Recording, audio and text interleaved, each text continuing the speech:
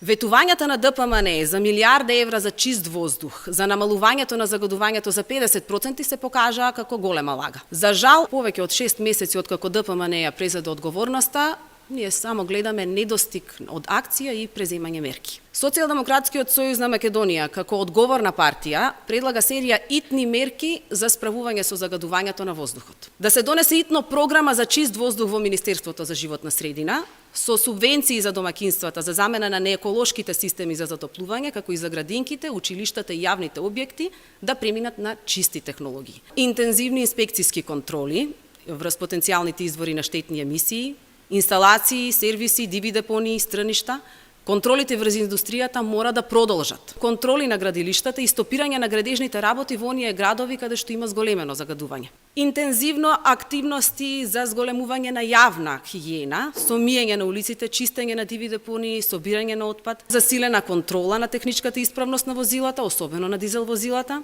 работодавачите да ги ослободат од обврски бремените жени, постарите лица, хронично болните во деновите кога има екстремно загадување, да се направи реорганизација на работното време за работници на отворено со скратена работа од 11 до 17 часот, да се воведе забрана за спортски и културни манифестации на отворено при високо загадување и ред други мерки кои што мора итно да бидат применети.